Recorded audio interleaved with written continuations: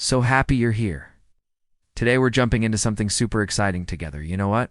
Here are 5 personal finance tips I really wish I'd known before hitting 18. Trust me, they'll make your life so much easier. Harness the power of compound interest by starting early, no matter how small the amount.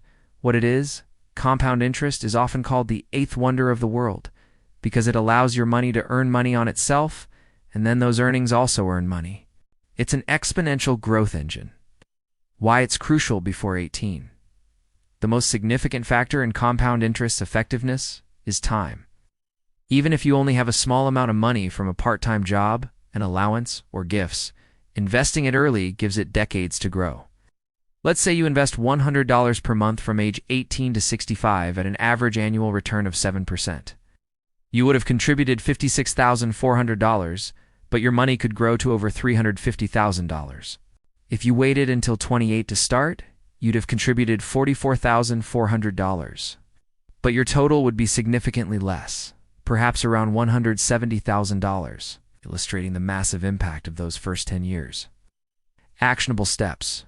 Open a high-yield savings account for an emergency fund or short-term goals. If you have earned income, consider opening a Roth IRA and contributing to it.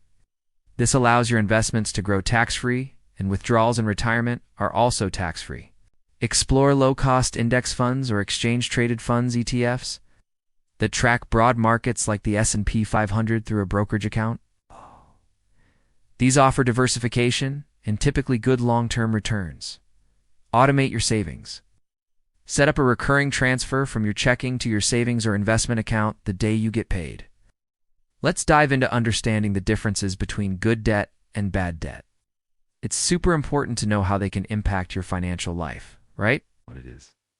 Debt isn't inherently evil. It's a tool that can be used wisely or unwisely. Good debt. This is typically debt taken on to acquire an asset that appreciates in value. It helps you generate income or significantly increases your future earning potential. Examples include student loans for a degree that leads to a higher paying career, though careful consideration of the cost versus potential income is crucial. Mortgage for a home that generally appreciates over time and provides shelter. Business loan to start or grow a business that generates profit. Bad debt is such a tricky situation, right? It can totally mess up your finances and stress you out big time. Bad debt. This is debt taken on to purchase depreciating assets or consumer goods, especially at high interest rates. It doesn't generate income or increase your net worth and can spiral out of control. Examples include high-interest credit card debt for everyday purchases or non-essential items. Interest rates can be 15 to 30% or more annually, making it very difficult to pay down. Car loans for overpriced vehicles, while sometimes necessary, buying a car beyond your means, or financing a rapidly depreciating asset can be bad debt. Payday loans, extremely high interest, short-term loans that trap people in a cycle of debt. Why it's crucial before 18? Understanding this distinction prevents you from falling into common debt traps as soon as you're eligible for credit cards or personal loans. It encourages thoughtful decision-making about borrowing. Here are some simple steps anyone can take right away to make a difference. Before taking on any debt, ask yourself, will this debt help me build wealth or increase my future income? If considering a student loan, research potential salaries for your chosen field and compare them to the estimated loan burden. Avoid credit card debt like the plague. If you use a credit card, commit to paying the full statement balance every single month. Easier said than done, right? But let's jump into something super interesting. Mastering the art of budgeting and keeping a close eye on your cash flow. It's all about making your money work for you. What it is, a budget is simply a plan for your money. How you intend to spend and save it.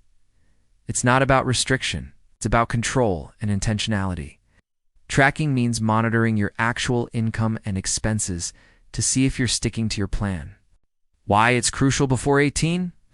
Many young people get an allowance or their first job and feel like they have endless money, only to wonder where it all went.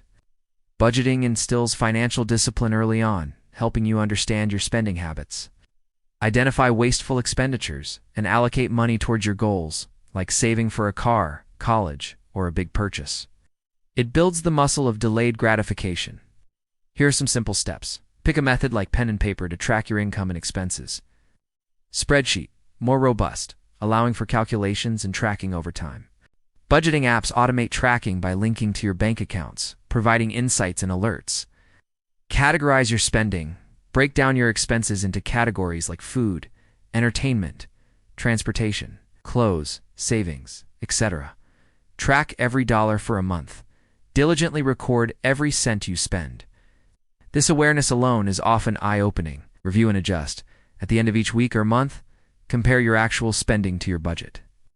Identify areas where you overspent and make adjustments for the next period. The goal is to spend less than you earn. Ready to dive in and really boost that credit score? Let's break it down. What it is: a credit score is a 3-digit number that represents your credit worthiness. How likely you are to repay borrowed money. Lenders, landlords, and even some employers use it to assess your reliability. Key factors influencing your score include payment history. Paying bills on time is paramount. Then amounts owed. How much debt you have relative to your credit limits. Then length of credit history. The longer your positive history, the better. New credit. How many new credit accounts you've opened recently. Credit mix. Having a variety of credit types. Actionable steps. Become an authorized user. Ask a parent or trusted adult with good credit to add you as an authorized user on one of their credit cards. Then get a secured credit card. These require a cash deposit that becomes your credit limit. It's a low-risk way to prove you can use credit responsibly. Then get a student credit card. Once 18, if you have income.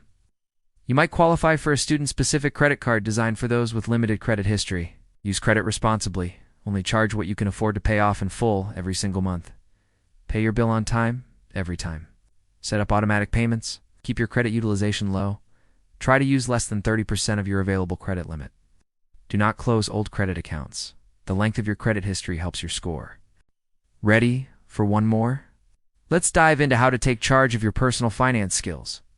Most high schools offer minimal or no comprehensive personal finance education.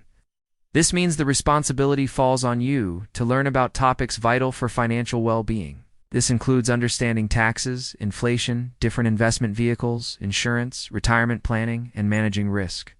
Why it's crucial before 18. The financial world can seem complex and intimidating, leading many to avoid it or make uninformed decisions. Building a foundational understanding before major financial decisions like college, a first job, or buying a car empowers you to make smarter choices. Avoid common pitfalls and take control of your financial future rather than reacting to it. Read books. Start with classics like The Richest Man in Babylon, The Total Money Makeover, or I Will Teach You to Be Rich. Follow reputable financial blogs, websites, Investopedia, NerdWallet, The Simple Dollar, Khan Academy, and sites from established financial advisors. Listen to podcasts, Bigger Pockets Money, The Ramsey Show, Planet Money, Afford Anything. Be talked to. Financially savvy adults. Ask parents, grandparents, or mentors about their financial lessons and advice. Learn about taxes. Understand basic income tax, sales tax, and how they impact your earnings and spending. Understanding inflation is super important, you know. The cost of living tends to creep up over time, which means if your money isn't growing, it just won't stretch as far. Take a moment to watch this video again, okay? It's super important to really grasp the key steps everyone should know. Trust me, it'll help a lot. What did you think of this story? Keep watching because there's so much more to come. Thanks for tuning in. Don't forget to like and subscribe. Catch you soon with more fun videos.